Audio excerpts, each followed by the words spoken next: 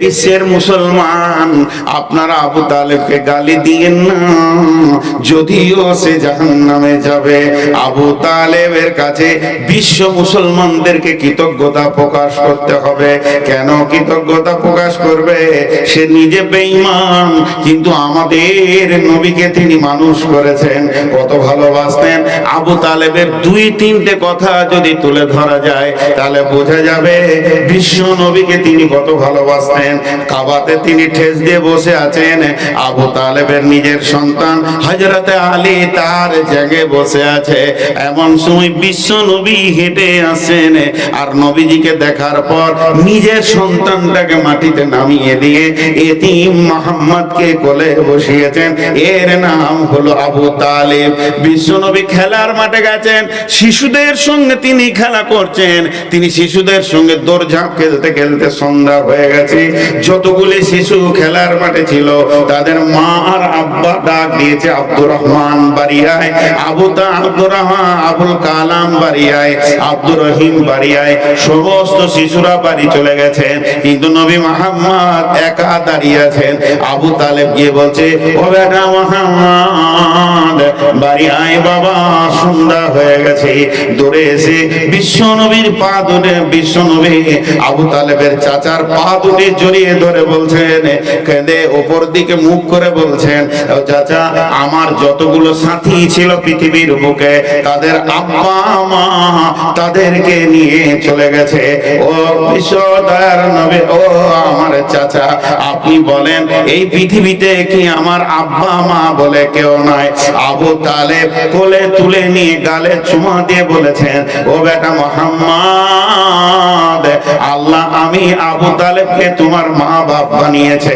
যেদিন বিশ্ব নবী রক্তে রঞ্জিত হয়ে তায়েফের ময়দানে বেহুশ হয়ে পড়ে আছেন, সেদিন বিশ্ব নবীকে এই কথা বলার মতো কেউ ছিল না, সাহস দেওয়ার মতো। আবু তালেব বলেছিলেন, ও বেটা মুহাম্মদ, তুমি একবার বলো কে তোমাকে মেরেছে, শুধু নামটা বলে দাও, আমি তোমার চাচা কথা দিলাম তার বংশ বুনিয়াদকে আরবের মাটিতে রাখবো না, এখান থেকে উচ্ছেদ করে দিব। আমার এতিম ভাতিজার গায়ে কে হাত দিয়েছে? আমার আল্লাহ বলছেন, হে মুহাম্মদ, তোর তো মা ছিল না, আব্বা ছিল না। আবু তালেবের হৃদয়টাকে, আবু তালেবের দিলটাকে তোর দিকে এরকম কে করে দিয়েছিল? এটা আমার দেওয়া উপহার ছিল। শুধু তাই নয়, হযরতে আবু বকর, হযরতে উমর, ওসমান, আলী, আবু জার, হুযায়ফা, আবু জাবের, জুবাইর, হযরতে হানজালা, হযরতে তালহা, হযরতে আব্দুল্লাহ জুলবাদাজাইন, এই যে এতগুলি সাহাবী আমি তোকে দান করেছিলাম, তারা নিজের হৃদয় থেকে, নিজের জান থেকে তোকে ভালোবাসতো। এটা কি আমার দান নয়? হযরতে আবু তালেব একটা দুটা নয়, হযরতে তালহা রাদিয়াল্লাহু তাআলা আনহু 180টা তীর খেয়েছেন, তারপরে রাসূলের গায়ে তীর লাগতে দেয়নি। এটা কি আমার দেওয়া উপহার নয়? হযরতে সাদ রাদিয়াল্লাহু তাআলা আনহু গভীর রাত্রিতে তলোয়ারের বোঝাটা নিয়ে গিয়ে বলছে, ইয়া রাসূলুল্লাহ, আমার মতো সাদের হাজারো জানের থেকে নবী মুহাম্মদের একটা জানের মূল্য বেশি আছে, তাই আমি রাত্রিতে সিকিউরিটি দিতে এসেছি।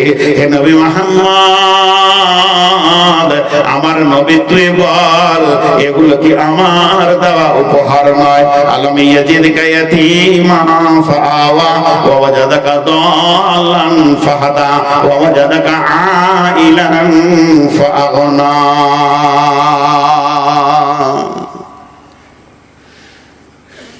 যদি কারো ঘর জোয়ার মনে ইচ্ছা হচ্ছে, আমি নূর মোহাম্মদ বলবো 10টা মিনিট টাইম দেন, দুটি ঘটনা আপনারা শুনে যান। চরিত্র কাকে বলে? মা বোন বেটি একবার ধ্যান দিয়ে শুনেন, আবু তালেব রসুলকে কত ভালোবাসতেন। খালি যার সঙ্গে দেখা হচ্ছে আবু তালেব খালি ওই যে একটা কাজ দেখে দাও গো, একটা বউ দেখে দাও। একটা জিনিস আপনাদের কাছে জমা রেখেছি, মনে আছে? কি বলেন তো? রসুল কি পেয়েছে কি পায়নি সেটা বলবো। আল্লাহ যে দুবো বলেছে ওই মালটা বলবো।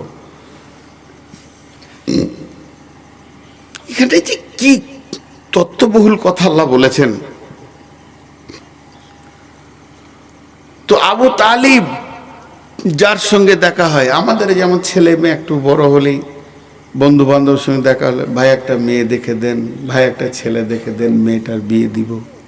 ঠিক আবু তালেব যার সঙ্গে দেখা হয়, একটা কাজ টাজ নাই গো, আমার ভাতিজাটাকে মানুষ করলাম কষ্ট করে, একটা কাজ আর একটা মেয়ে হলেই হয়ে যাবে, বাস আমি দায় খালাস, বিয়েটা দিয়ে দিব আর কাজ টাজ করে খাবে, এবার ওর আল্লাহ আর দুনিয়া চালাবে।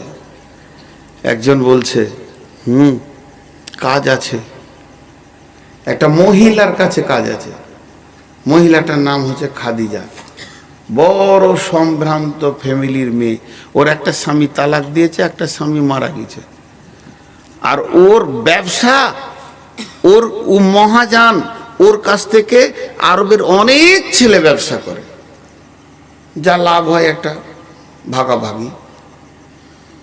তো আপনি যেতে পারেন, আপনি যেতে পারেন। আবু তালেব বলছে, এ বেটা মোহাম্মদ রে, চো বেটা, একটা কাজের খবর পেয়েছি, দেখি তোকে কোনো রকম এখানে কাজে লাগানো যায় কিনা। সিধা খাদিজার বাড়ি গেল,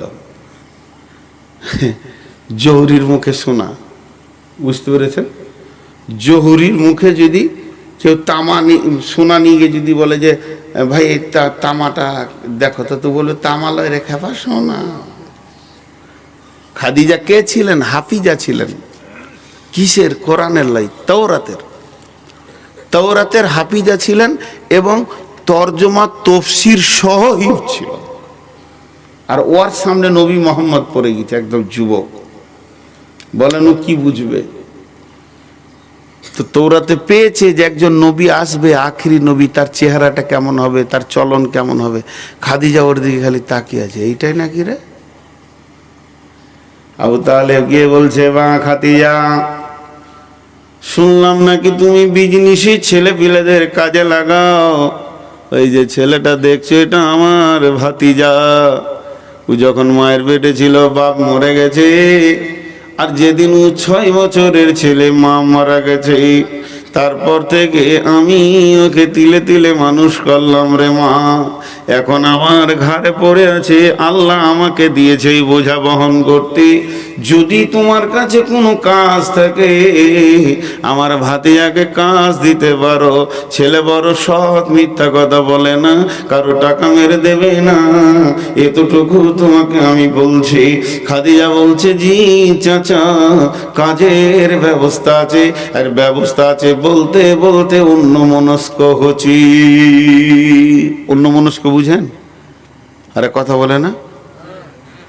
ধরেন এইখানে দুটো মহিলা কথা বলছে পর্দার ওই পারে, আর আপনার সঙ্গে আমি কথা বলছি, হ্যাঁ জি জি, কালকে ফারাক্কায় জালসা আছে, হ্যাঁ ওখানে ফারাক্কাতে জালসা করে, পরশুদিন হোসেননগর যাব।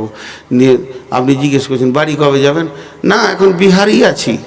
কথাটা মেলছে? তার মানে কানটা ওই দিকে গিয়েছে আমার, ওই দিকে কথা চলছে কি না, এটাকে অন্যমনস্ক বলে। হযরতে খাদিজা আবু তালিবের সঙ্গে ব্যবসা নিয়ে কথা বলছেন। বিশ্ব নবী যে মাথাটা নামিয়েছেন, মাথা তুলছে না, লাজুক লাজুক ভাব, বড় শর্মিন্দা যুবক, চারিদিকে চকা গরুর মতো দেখে না, আর ঘাটটা নামও করে নিয়েছে। নবীজির চুলগুলো ঘুমড়ো ছিল, নবীজির চেহারা উজ্জ্বল বর্ণ ছিল। আম্মা জান আয়েশা বলেছেন, যেসব মেয়েরা আপেল কাটতে গিয়ে ইউসুফকে দেখে আঙ্গুল কেটেছিল, ওই মেয়েগুলি মিশরের যদি আমার নবীকে হাবিবকে দেখতো, কলিজা কেটে দিত, টের পেত না। তিনার অভ্যন্তরের সৌন্দর্য এত ছিল, দয়ার নবী মাথা নামো করে আছেন। আর এদিকে খাদিজা আবু তালেবের সঙ্গে কথা বলছেন, একবার করে রসুলের দিকে তাকাচ্ছেন, আর মনে মনে ভাবছেন, তওরাতে যেমন যেমন ব্যবহারের কথা বলা হয়েছে, তওরাতে যেমন যেমন চেহারার কথা বলা হয়েছে, আখিরে নবী মনে হয় যেন এই ছেলেটাই হবে। আর দিকে খাদিজা বুঝতে পারছে হালকা হালকা, কিন্তু এখনো পরিষ্কার হয়নি। হযরতে নবী মুহাম্মদ সাল্লাল্লাহু আলাইহি সাল্লামের বিজনেস রেডি হয়ে গেল। খাদিজা খাদিজা বলল ঠিক আছে, ওর সঙ্গে আমার বিজনেস পার্টনার হবে, ও আমার কাছ থেকে মাল নিয়ে বিক্রি করবে, লাভ যা হবে একটা অংশ ভাগাভাগি হয়ে যাবে, কালকে পাঠিয়ে দিন। নবীজি গেলেন, কাজ করার জন্য দাঁড়িয়ে আছেন। হযরতে খাদিজা কাপড় দিয়ে দিল। যতগুলি কাপড় ব্যবসায়ী আছে কাউকে গোলাম দেয়নি, কিন্তু নবী মুহাম্মদ সাল্লাল্লাহু আলাইহি সাল্লামকে একটা কাপড়ের বোঝা তৈরি করার পর হযরতে খাদিজা বললেন, রে মাইসারা, তুমি কাপড়কে বহন করবে, এই লোকটাকে কাপড় বহন করতে দেবে না। মুহাম্মদ যেন কাপড় বহন করবে না, বহন করবে তুমি। তুমি হলে গোলাম আর ইনি হলেন মালিক, ম্যানেজার। এই কাপড়গুলো বিক্রি হবে আর আমি খাদিজা হলাম এর মহাজন মালিক। অতএব বিশ্ব নবী মুহাম্মদ সাল্লাল্লাহু আলাইহি সাল্লামকে বের করে দিলেন। নবীজি ব্যবসা বাণিজ্য করতে করতে করতে করতে সিরিয়া গিয়ে শামে গিয়ে পৌঁছে গেলেন। এমন সময় নবীজি মাইসারাকে বলছে, মাইসারা রে, আমি বড় ক্লান্ত হয়ে গেছি, আমাকে একটু ঘুমানোর প্রয়োজন মনে হচ্ছে। ও মাইসারা, কাপড়গুলো এখানে রেখে দাও আর তুমি বসে বসে কাপড়গুলো যোগানদারি করো, আমাকে একটু রেস্ট নিতে দাও। দয়ারে নবীজি শুয়ে গেলেন তো ঘুমিয়ে গেলেন। এমন ঘুম দিয়েছে, নবীজি ঘুমিয়ে গেছে।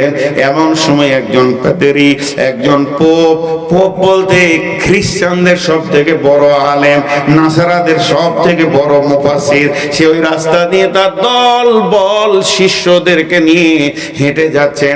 হেঁটে যেতে যেতে যেতে যেতে বিশ্বনবীকে দেখে থমকে দাঁড়িয়ে গেলেন।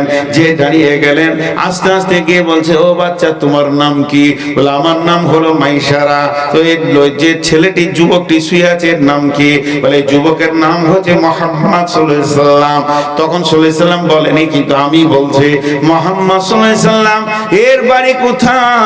বাড়ি হলো মক্কা। আব্বার নাম কি? না আব্দুল্লাহ। মা কি? না আমিনা। বংশের নাম কি? না কুরাইশ। কোথা থেকে এসছো তোমরা? বলে, মক্কা থেকে এসেছি, বিজনেস আমাদেরকে খাদিজা দিয়ে পাঠিয়েছেন। ওই পোপ তখন বলছে, ও যুবক মাইসারা, তোমার সঙ্গীকে তুমি উঠাও আর উঠিয়ে এখান থেকে সিরিয়া ছেড়ে নিজের দেশে চলে যাও।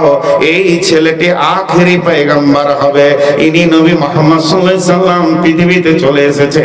ওর চেহারা বলছে, তবে ও যখন নবুয়তি পাবে আমি বেঁচে থাকবো কিনা জানি না। আমি যদি সেই অবস্থায় বেঁচে থাকি তাহলে ওর হাতে হাত দিয়ে আমি ইসলাম কবুল করে নিব। তবে ওকে বাঁচিয়ে উঠাও, আর ঘুমাতে দিও না, মক্কায় ফিরে চলে যাও। মাইসারা নবীজিকে উঠালেন, কাপড়ের বাঁট নিয়ে একদম মক্কার দিকে আসতে শুরু করেছেন। এদিকে খাদিজা রাসূলকে বের করে দিয়ে এর মনের ভিতরে কৌতূহল বেড়ে গেছে। খাদিজা মনে মনে ভাবছে, না জানি কেউ মেরে দিল নাকি, কারণ ওনার জীবনের দুশ্মন তো অনেক বেশি হবে, এরকম ভাবছেন। খাদিজা বারবার রাস্তার দিকে তাকিয়ে আছেন, বিরহ দহনে ভুগছেন। এমন সময় দেখতে মাইসারা আর নবী মুহাম্মদ সাল্লাল্লাহু আলাইহি সাল্লাম দুইজন মরুভূমির প্রান্তে মক্কার ঢুকছে। খাদিজার দিলটা বড় হলো, হিসাব নিকাশ বুঝিয়ে দিল। অন্য ব্যবসায়ীদের থেকে অনেক গুণ বেশি তিনি লাভ করেছেন। বিশ্ব নবী এক নম্বর ভালো ব্যবসায়ী ছিলেন। তিনি এত লাভ করলেন, লভ্য অংশটা নিয়ে গিয়ে চাচার কাছে দুই হাতে এমনি করে দিয়েছেন, চাচা জি, তোমার এতিম ভাতিজা ইনকাম করতে শিখে নিয়েছে।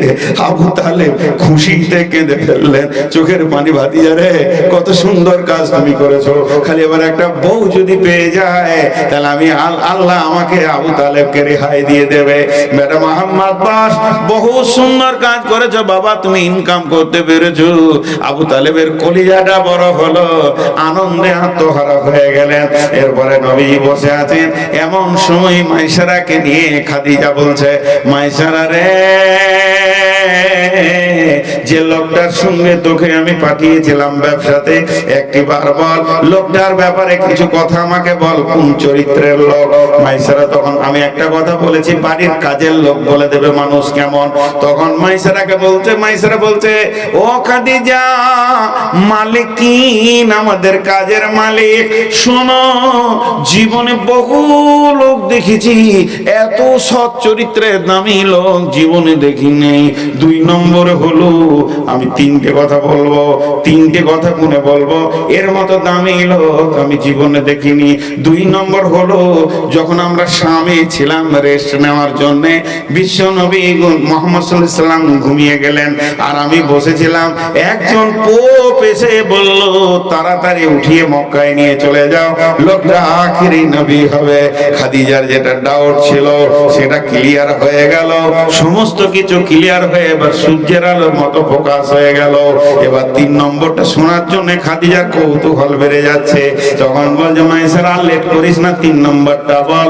3 নম্বরটা মাইসারা বললেন, ও মালকিন খাদিজা, যতদিন কাপড়ের বোঝা নিয়ে মরুভূমিতে মাঠে ঘাটে ঘুরেছি আমি খেয়াল করে দেখেছি আমাদের দুইজনকে যেন একটা মেঘ সব সময় ছায়া করেছে, কোনোদিন রোদের তাপ আমাদেরকে লাগতে দেয়নি। এই 3টে কথা বলার সঙ্গে সঙ্গে খাদিজা বুঝে নিলেন আর এখানে কৌতূহল নাই, এখানে সংশয় নাই, সব পরিষ্কার হয়ে গেল, এটা আখিরি পয়গম্বর হবে। তাহলে আমাকে বিয়ে করবে কি কিনা? ওর তো বয়স হলো 25 আর আমি হলাম 40, বিয়ে করবে কি করবে না? না একবার প্রস্তাব দিয়ে দেখি, না প্রস্তাব দিলে মনে হয় প্রত্যাখ্যান হয়ে যাবে, একটা যুবক কি বৃদ্ধাকে বিয়ে করে নাকি? তবে প্রস্তাব দিয়ে দেখা যাক। 5 রকম ভাবতে ভাবতে খাদিজা সম্পর্কে ফুপু কিংবা দাদি নাফিসা নামে একজন মহিলাকে ডেকে বললেন, দাদিজি আমার বিয়ের প্রস্তাবটা নবী মুহাম্মদ সাল্লাল্লাহু আলাইহি সাল্লামের কাছে, তার চাচার কাছে পৌঁছে দাও। নাফিসা গিয়ে বললেন, ও আবু তালেব, ছেলে তো ইনকাম করতে শিখেছে, বউ নেবে কে বলো? বলে বউ আবার কে? একটা বউ দেখে দাও, দরকার আছে। ভাতিজা এবার ইনকাম করছে তো বউ এর তো দরকার আছে। যখন এই কথা বলা তখন বলছে আমি একটা প্রস্তাব নিয়ে এসেছি খাদিজার তরফ থেকে, স্বয়ং খাদিজা নিজে বিয়ে করতে চেয়েছে। আবু তালেব তো বলছে আর খুশি সহ্য হচ্ছে না, মনে হচ্ছে যেন খুশিতে আনন্দতে চিৎকার হরে কি করে কিছুই তাল পেছি না, এত বড় একটা বড় ঘর থেকে প্রস্তাব এসেছে। তখন আমি মনে মনে ভাবলাম যে আমি এটা একবার ভাতিজাকে জিজ্ঞেস করে নি। বিশ্ব নবীকে ডাকলেন, বেটা মুহাম্মদ, হাসবেন না, মেন্টাল রুগী দেখে যদি হাসেন আর না জানি আল্লাহ কালকে আপনাকে ওই কাজটা করাবে, খবরদার না। পাগলকে ভালোবাসলে আল্লাহ ভালোবাসবে, আপনাদের জানা নাই হাদিস, আপনারা আমার দিকে ধ্যান দেন। ও তো ওর কাজ করছে, মেন্টাল রুগী সহ্য হবে। আপনাদের বিরক্ত লাগছে নাকি? এই প্রস্তাব পেয়ে গেল, বিশ্ব নবীকে এবার জিজ্ঞেস করবে। যুবক দয়ার নবীকে ডাকলেন, আবু তালেব বেটা মুহাম্মদ সাল্লাল্লাহু আলাইহি সাল্লাম আসলেন, খাটে বসলেন, মাথা নাম করে আছে। কোনোদিন নবীজি মাথা উঁচু করে মুরব্বীদের সামনে বেয়াদবি করতেন না। যেই নবীজি এরকম বসে আছেন, মা আমার বোন আমার প্রস্তাবটা দিয়ে দিলেন আবু তালেব। আবু তালেব বললেন, বেটা রে, তোর বিয়ের প্রস্তাব এসেছে বাবা, স্বয়ং খাদিজা তোকে বিয়ে করতে চেয়েছে। বিশ্বনবী হ্যাঁ বললেন না, বিশ্বনবী নাও বললেন না। তবে ইতিহাস বলছে বিশ্বনবী একটু মুচকে হাসলেন। আর যখনই নবীজি মুচকে হাসলেন, আল্লাহর নবীর চাচা নাফিসাকে বললেন, যাও অমুক তারিখে খাদিজাকে রেডি হতে বলো, কয়েকটা লোক গিয়ে আমি আমার ভাতিজার বিয়ে দিয়ে দেব। দিন প্রস্তাব হয়ে গেল, দিন রেডি হয়ে গেল। দয়ার নবীকে আম্মা জানা দয়ার নবীকে আবু তালেব নিয়ে গেলেন, নিয়ে গিয়ে খাদিজার সঙ্গে আবু তালেব খুতবা পড়ে বিয়ে পড়িয়ে দিলেন। বিয়ে হয়ে গেল। এতদিন নবীজি ছিলেন কাজের ম্যানেজার, এবার হয়ে গেল বাড়ির লোক, কাজের লোক, মা আমার বোন আমার। এবার খাদিজা তার সহিলীদেরকে ডাকলেন, ডাকার পরে বললেন, আমাদের একটা বাসর ঘর রেডি করে দাও, আমি নবস্বামীর সঙ্গে আবার নতুন জীবনে বন্ধনে আমি দাম্পত্য জীবনের বন্ধনে এগিয়ে যাব। যখন একটা ঘরকে সুন্দর করে সাজিয়ে দেওয়া হলো, আল্লাহর নবীকে বাড়ির ভিতরে ডাকা হলো। বিশ্বনবী ভিতরে গিয়ে মাথা নাম করে করে মনকে ভারাক্রান্ত করে বসে আছি। হযরতে খাদিজা আম্মা জান উম্মুল মুমিনিন হাসতে হাসতে রাসূলের সামনে আসছেন। আমার একটা স্বামী তো হারিয়েছি, একজন তালাক দিয়েছি, আবার তৃতীয় নম্বরে পড়েছি, না জানি স্বামীর সঙ্গে কত কৌতূহলের কথা আনন্দ হবে। এই বলে যখনই ঢুকছেন তো নবীজির চেহারাটা দেখছেন চল চলো চলো চলো চলো চলো, দুটি চোখে যেন পানি, গালগুলো ভারী, মাথা টানা হয়ে আছে। মেয়েরা তো এমনিতেই কথা বেশি বলে। আম্মা জান খাদিজা দুটি কথা বলে ফেললেন, অতিরিক্ত কথা বলতে গিয়ে বেশি বলে ফেললেন। কি বললেন? ও মুহাম্মদ, তুমি হলে 25 বছরের নবযুবক আর আমি হলাম 40 বছরের বিধবার বুড়ি। তুমি হলে নববর আর আমি হলাম বিবাহের কন্যা। এর জন্য মনে হয় তুমি আমাকে অন্তর থেকে স্ত্রী বলে মেনে নিতে পারোনি, তারই তোমার মুখে ছাপ হয়েছে। আম্মা জান খাদিজা বলছেন, না না না ও খাদিজা, এমন কথা বলে তুমি আমাকে কষ্ট দিও না। আমি তোমাকে যে বিয়ে করেছি, তোমাকে আমি স্ত্রীর জায়গায় স্ত্রীর মর্যাদাতেই রেখেছি। তবে আমার ভারাক্রান্ত হওয়ার কারণটা শুনে নাও। আমার আফসোস হচ্ছে কি যে আমার আজকে আমি নতুন বিয়ে করেছি, যে লোকটি এসে তোমার মাথায় হাত দিয়ে দোয়া করবে, আমাদের দাম্পত্য জীবনে দোয়া করবে, সে আমার আব্বা আব্দুল্লাহ পৃথিবীতে নাই। আজকে তোমার গাল ধরে যে চুমা খাবে, আমার মা আমিনা পৃথিবীতে নাই। আমি তোমাকে শ্বশুর দিতে পারলাম না, শাশুড়ি দিতে পারলাম না। শুধু তাই নয় খাদিজা রে, তুমি রাজ ফ্যামিলির মেয়ে, তুমি জমিদার ফ্যামিলির মেয়ে, তোমাকে হাজার হাজার টাকার, তোমাকে শত শত ভরি সোনা দিয়ে বিয়ে করার জন্য আরো জমিদারের ছেলেরা রেডি হয়েছিল। আমি তোমার ঘরে কাজ করেছি, সব খবর আমার কাছে আছে। তারপরে তার রাজপুরুষ ছিল, কি জানি কেন তুমি তাদের প্রস্তাব প্রত্যাখ্যান করেছো। আর আমার মতো একজন এতিমকে কি করে তুমি বেছে নিতে পারলে? কারণ আমি আজকের দিনে তোমাকে আনন্দ দেব এমন কিছু একটা গলার হার তোমাকে দিতে পারিনি, আংটি দিতে পারিনি, তোমাকে দামি সুসজ্জিত কিছু দিতে পারলাম না। এই জন্য আমি একটা পুরুষ হিসেবে অতি লজ্জায় মাথা নামা করে রয়েছে। চোখের পানিটা আব্বা মার বিয়োগের জন্য রয়েছে।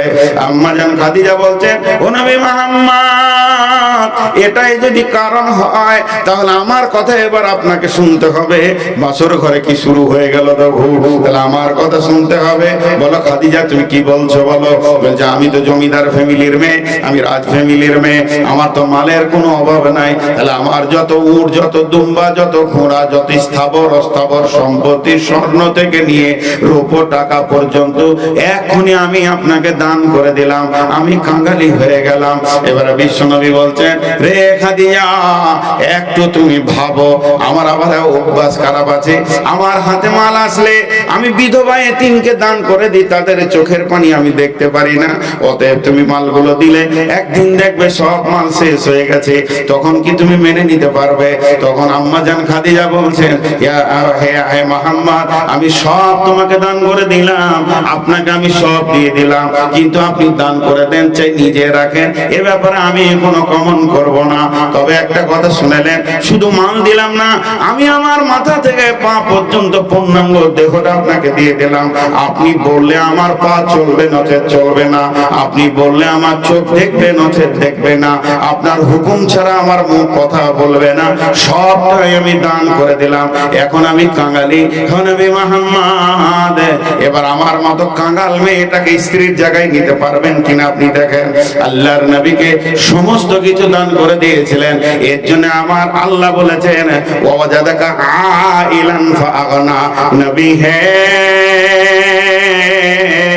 তোমাকে যে আমি বড় বড় উপহারগুলো দিয়েছি, সেই উপহারের লিস্টে রয়েছে খাদিজার মতো একটা মেয়ে। এই বিয়ের নির্বাচন আমি আসমান থেকে করছি, তোমার সঙ্গী হবে, সমস্ত মালের মালিক তুমি হবে। এটা কি আমার দেওয়া নিয়ামত নয়? হাজি ভাই, একটা কথা আপনাদেরকে জিজ্ঞেস করব। এখানে যার ঘরে বিয়ে দেওয়ার মতো সন্তান আছে, আমি একটা বউ দেখে দেবো এরকম 40 বছর বয়স, একটা স্বামী তালাক দিয়েছে আর একটা স্বামী মারা গিয়েছে, আপনি ছেলের বিয়ে দিবেন 25 বছরের? একবার হ্যাঁ না বলছে না গো, ভাবছে হয়তো মেয়েটাকে নিয়ে আমি এসেছি নাকি গাড়ি করে, যখনই দিয়ে দেবো। নাটক করার মতো হ্যাঁ নাটা বলেন, দিবে না। আচ্ছা, এটা বিয়েটা সাজমান হয়েছে? 40 বছর বুড়ি আর 25 বছরের যুবক, বিয়েটা সাজমান হয়েছে? হ্যাঁ না বলে না তো গুলো হয়নি। কিন্তু আসলে তো বিয়ে লয়, আসল হচ্ছে চরিত্র। আসল কি? চরিত্র। চরিত্র আজীব জিনিস। একটা উদাহরণ দিব, উদাহরণটা খুব মন দিয়ে শোনেন। আপনারা তো রোড সাইডে বাস করছেন, এরকম করে গাড়ি চালানো দেখেছেন?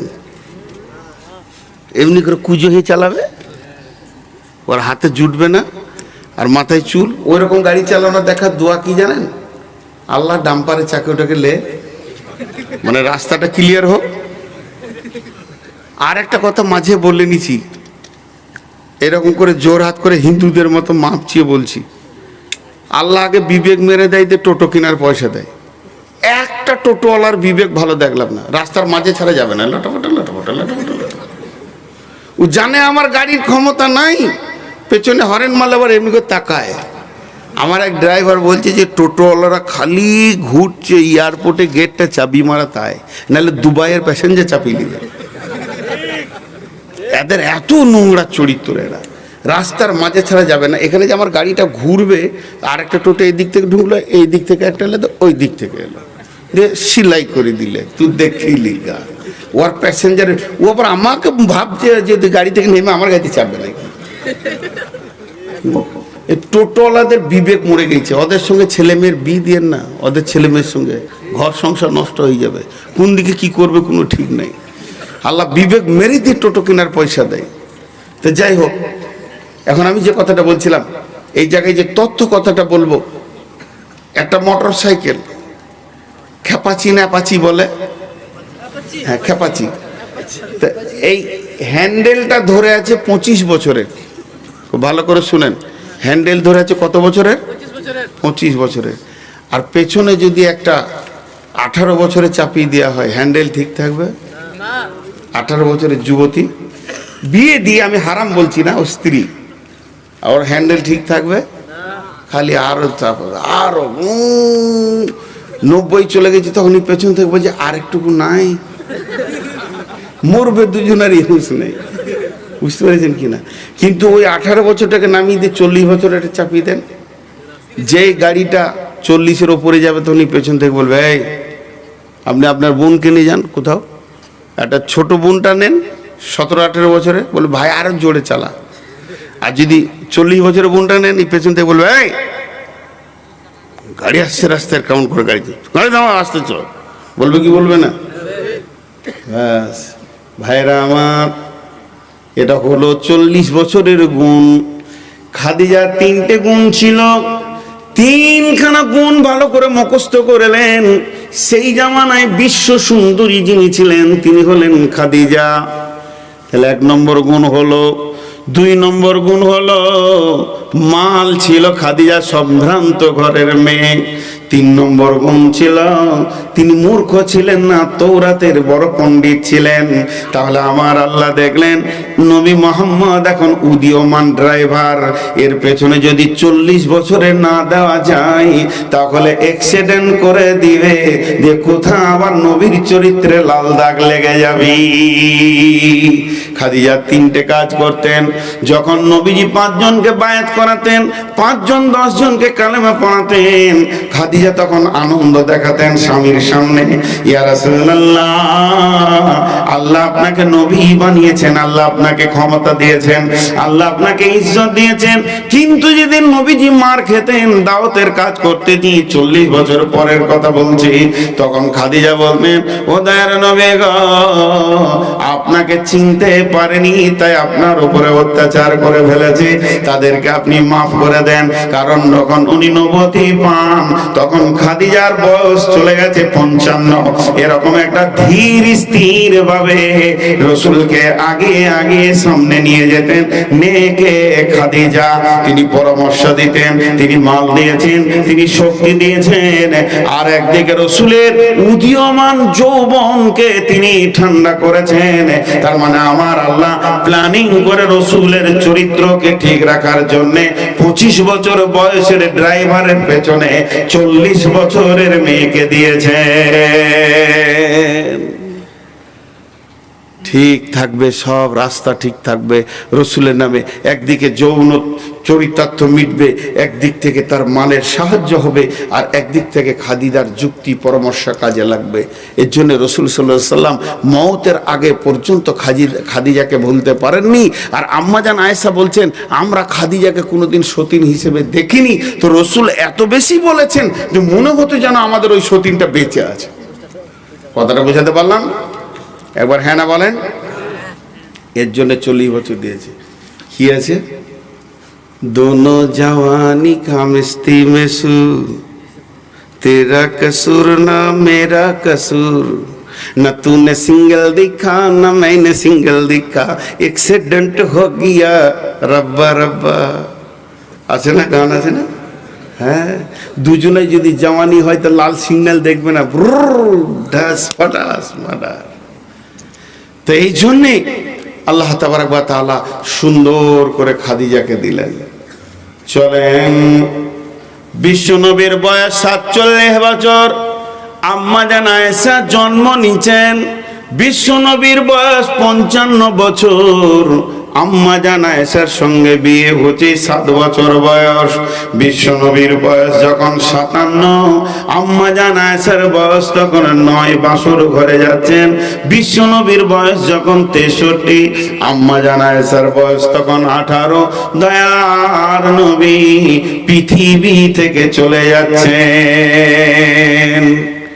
এবার বলেন, একটা 47 বছর, একটা 55 বছর, আর 55 বছরের এক বৃদ্ধ সঙ্গে আমার আল্লাহ 7 বছরের মেয়েকে কেমন করে নির্বাচন করলেন? এটাই বা কেমন সাজমান?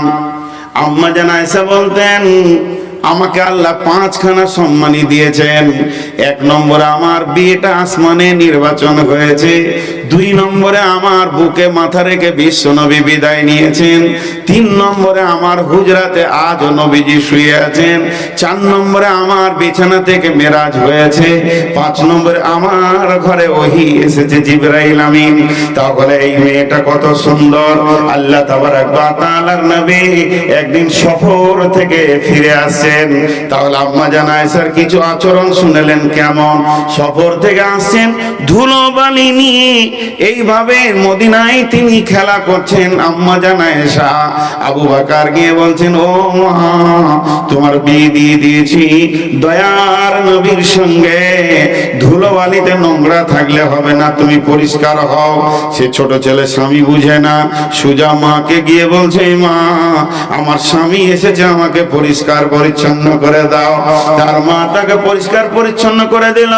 বিশ্বনবী বসে আছেন, সুজা কি আম্মাজান আয়েশা ভিতরে ঢুকলেন, নবীজির সঙ্গে কথা বলছেন। আল্লাহর নবী বলছেন, আয়েশা রে, আমি তোমাকে বেশিরভাগ টাইম খেলাধুলাতে দেখি, তুমি কি খেলতে অতি ভালোবাসো?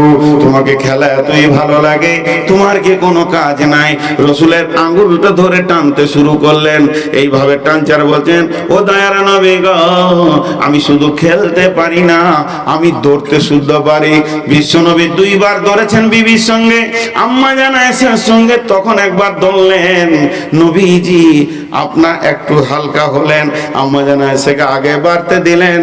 কারণ ছোট ছেলে, নবীজি দেখছেন আমি যদি আগে বেড়ে যাই তো মনে কষ্ট পাবে।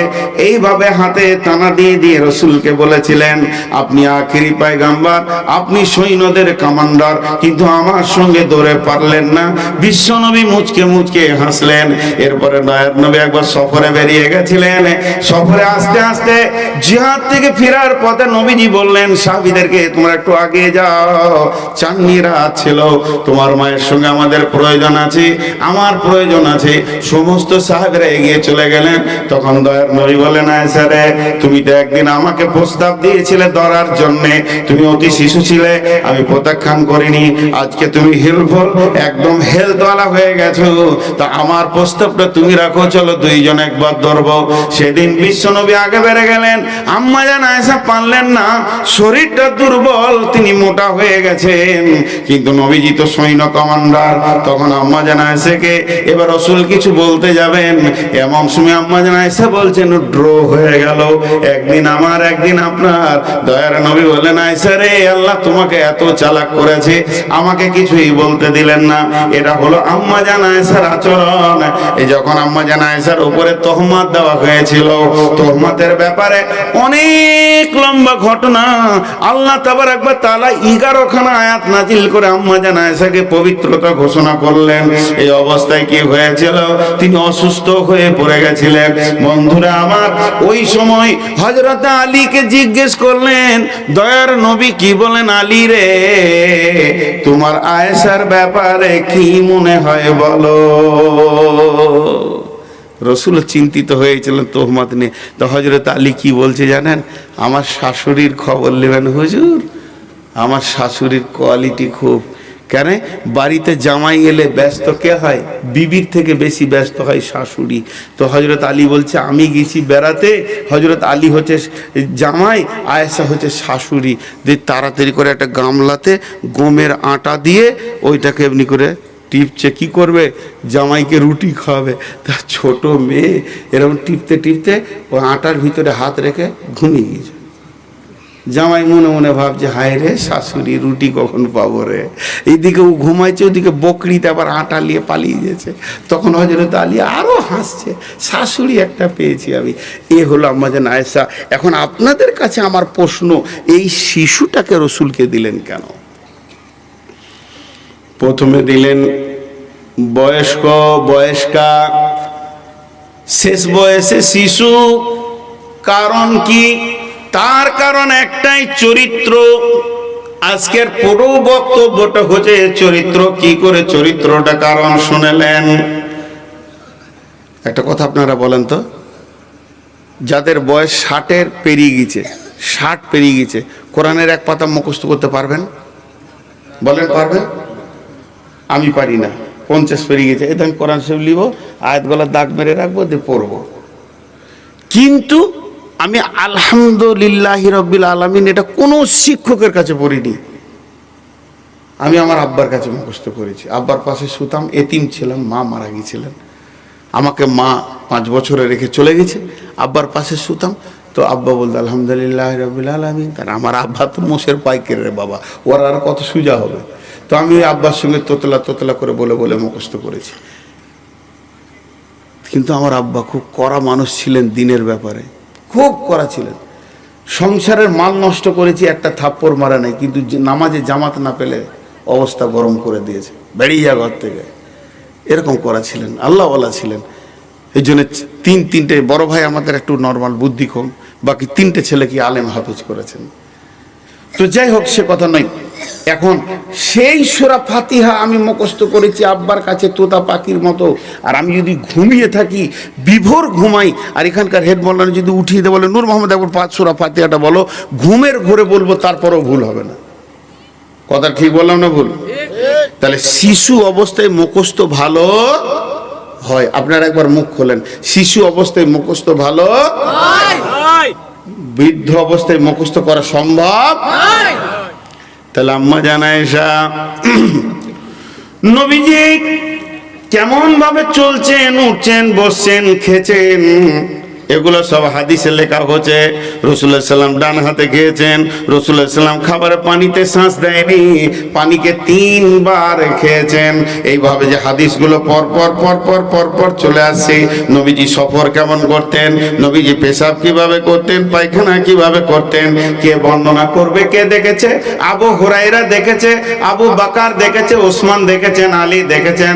এইভাবে সমস্ত রাবীরা বলবে রাসূলুল্লাহ সাল্লাম কেমন করে খুতবা দিয়েছেন, হযরতে হাসান বলবেন, হোসেন বলবেন, রাসূল সাল্লাল্লাহু আলাইহি ওয়াসাল্লাম হাত কোথা বেঁধেছেন, সমস্ত সাহাবীরা বলবেন, আবু জার বলবেন, জাবের বলবেন, জুবাইর বলবেন। তার মানে রাসূলের জীবনে যা কিছু আমল ঘটেছে সাহাবীরা দেখবেন আর বলবেন। কিন্তু বন্ধুরে, এমন একটা জায়গা আছে সেখানে হাসানো যাবে না, হুসানো যাবে না, মা ফাতেমারও যাওয়ার অর্ডার নাই। সেটা হচ্ছে স্বামী স্ত্রী যখন বাড়ির ভিতরে ঢুকে যাবে, তারা যখন তাদের দৈহিক চাহিদা নিয়ে বাড়ির ভিতরে পৌঁছে যাবে, ওই জায়গাতে পৌঁছাতে পারবে না হাসানের মতো কচি মাথাটা, হুসানের মতো কচি মাথাটা পৌঁছাতে পারবে না। ওই জায়গা ফাতেমা যাওয়ার অর্ডার নাই, দরজা লেগে গেছে, স্বামী স্ত্রী থাকবে।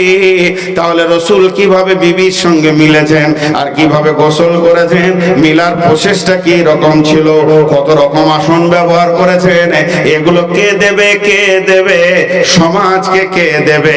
এর জন্য আমার আল্লাহ একটা 7 বছরের কচি বাচ্চাকে রাসূলের কম্বলে ভরে দিলেন, এগুলোকে রেকর্ড করার জন্য। আম্মা জান আয়েশা দাম্পত্য জীবনের যত সমস্যা আছে এই সমাধানগুলো কে দিয়েছেন? রাসূলের মিলন থেকে নিয়ে গোসল পর্যন্ত এর দ্বিতীয় কোনো রাবী নাই, শুধু একজনই বর্ণনা করেছেন, তিনি হলেন আম্মা জান আয়েশা। বুঝতে পারলেন? ভিতরকার খবরটাকে রেকর্ড করে আনতে হবে, কারণ আমাদেরকে তো ওইভাবেই চলতে হবে, গোসল করতে হবে, স্ত্রীকে ব্যবহার করতে হবে। তাহলে ওই খবরটা কোন সাহাবী দেবে? ওখানে তো আবু হুরায়রাকে দাঁড়ানোর ক্ষমতা নাই, ওখানে তো আবু জার জুবাইর যাবে না। এর জন্য একটা শিশু মেয়েকে আল্লাহ তার কোলে ভরে দিলেন, সে রেকর্ড করে বের করে নিয়ে চলে এলো। একটা আপনাদের সামনে তুলে ধরি, উজু করার পর স্ত্রীকে চুমা দেওয়া যাবে কি যাবে না, এই নিয়ে সমস্যা মদিনাতে বসে গেল। রাসূলুল্লাহ সাল্লাম আর নাই পৃথিবীতে। হাজি উজু করার পর রাসূল স্ত্রীকে চুমা দেওয়া যাবে, কাকে শুধাবি? বুড়ি গলার মাথায় মনে নাই, অন্য বিবিদের মাথায় মনে নেই, বলছে আয়েশাকে জিজ্ঞেস করবে। সাহাবীরা বললেন, উম্মুল মুমিনিন আম্মা জান আয়েশা, উজু করার পর কি স্ত্রীর গালে চুমা দেওয়া যায়? এর জন্য কি উজু ভাঙবে না? তখন আম্মা জান আয়েশা বললেন, দয়ার নবী বাড়িতে উজু করতেন, উজু করার পর পোশাক পরতেন, আতর মাখতেন, পাগড়ি বাঁধতেন, নামাজ পড়ার জন্য যেতেন। কখনো কখনো আমি রাস্তায় ধারে দাঁড়িয়ে থাকতাম বারান্দার দিকে, বিশ্ব নবী নামাজ পড়াতে যেতে যেতে রাস্তায় হাঁটতে হাঁটতে আমার গালে ছুটুক করে চুমা দিয়ে চলে যেতেন। এতে কোনো অসুবিধা হবে না, সেক্সুয়াল ভাবে চুম দেওয়া যাবে না, তবে স্ত্রীকে আনন্দ দেওয়ার জন্য ঠোঁটে মুখে একটা চুটুক করে চুম দিয়ে নামাজ পড়তে চলে যান, এর জন্য উজু ভাঙবে না। সমস্যা সমাধান করলো কে? না আম্মা জান আয়েশা। এর জন্য আমার আল্লাহ বললেন, নবী হে ফাআম্মাল ইয়াতীমা ফালা তাকহার ওয়া আম্মাস সাইলা ফালা তানহার। তোকে আমি যেভাবে তিলে তিলে মহব্বত দিয়ে মানুষ করেছি, পৃথিবীর বুকে খবরদার এতিমদেরকে ধমকে কথা বলিও না, এবং তোমার দরজায় যে ভিক্ষা চাইতে আসবে তাকে তুমি ঝিড়কে কথা বলিও না। ও আম্মা বিনিআমাতি রব্বিকা ফাহাদ্দিস। হে আমার নবী, তোমাকে যে তোমার রব এতগুলি নিয়ামত দিয়েছে, এগুলো লোকের কাছে তুমি প্রকাশ্যে বলে বেড়াও। কথা বুঝাতে পারলাম?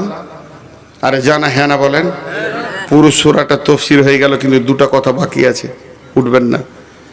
দুটো কথা বাকি আছে। একটা কি, যে আল্লাহ যে তার রাসূলকে বলেছে যে আমি তোমাকে অতি সত্বর কিছু দিব, তুমি রাজি হয়ে যাবে।